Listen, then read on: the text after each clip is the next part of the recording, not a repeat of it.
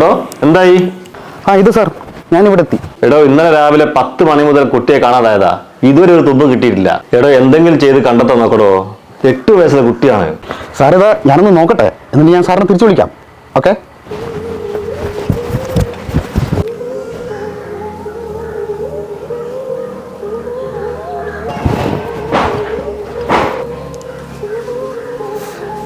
എന്തെങ്കിലും വിവരം കിട്ടിയോ സാർ? അന്വേഷിച്ചുകൊണ്ടിരിക്കുകയാണ്.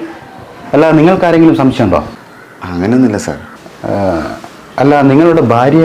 അവള് ഞാനായിട്ട് പണക്കത്തിലായിട്ട് കുറച്ചു കാലമായിട്ട് അവളുടെ വീട്ടിൽ തന്നെയാണ് സാർ. ഈ മിസ്സായ ആ ഒരു കുട്ടിയെ നിങ്ങൾക്കുള്ളൂ?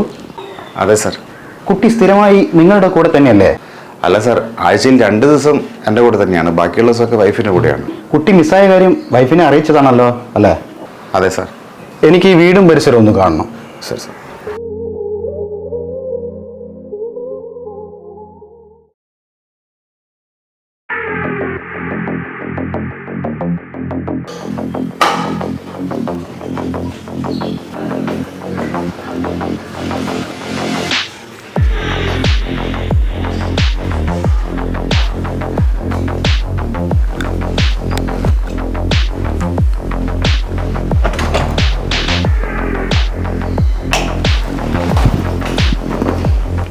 എങ്ങോട്ടാ?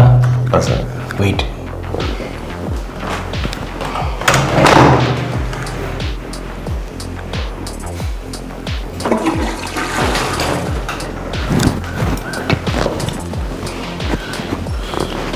അപ്പൊ കുട്ടി ഇവിടെ ഇല്ല?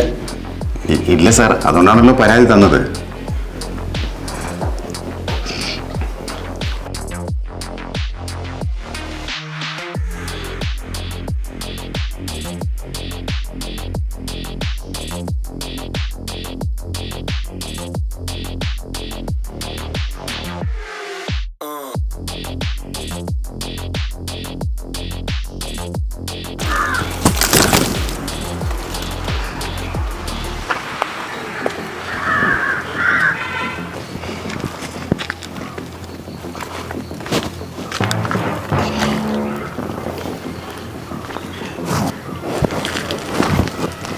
ഈ കുട്ടിയാണോ നിങ്ങൾ 2 ദിവസമായിട്ട് കാണുന്നില്ല എന്ന് പറയുന്നത്? സാർ അത് പിന്നെ സാർ 2 ദിവസമായി ഊണ് ഉറക്കമില്ലാതെ പോലീസുകാർ നിന്റെ കുട്ടിയെ സെർച്ച് ചെയ്യുക. സാർ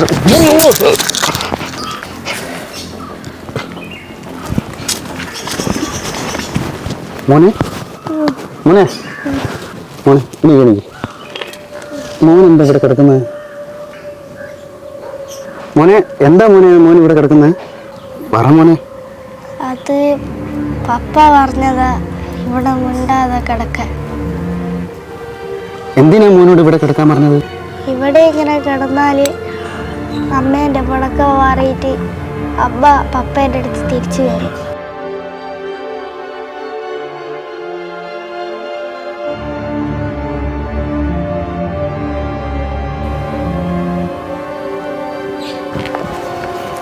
താനെന്ത് വിവരക്കേടാണോ കാണിച്ചത്? താൻ ഒരുപാട് വളിഞ്ഞ മലയാള സിനിമ കാണാറുണ്ടല്ലേ?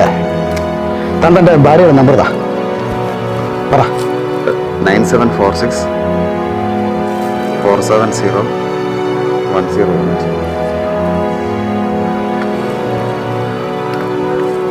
ഹലോ ഹലോ, ഞാൻ നിങ്ങളുടെ കുട്ടി മിസ്സായ കേസ് അന്വേഷിക്കുന്ന ഉദ്യോഗസ്ഥനാണ്.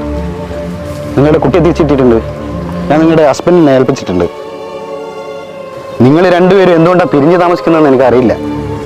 ഭർത്താവ് ഭാര്യയെ കൊന്ന് കഷ്ണങ്ങളാക്കി കുക്കറിൽ വേവിക്കുന്ന കാല. പറ്റുമെങ്കിൽ എല്ലാം ക്ഷമിച്ച് ഭർത്താവുമായിട്ട് സുഖമായിട്ട് ജീവിക്കാൻ നോക്ക്.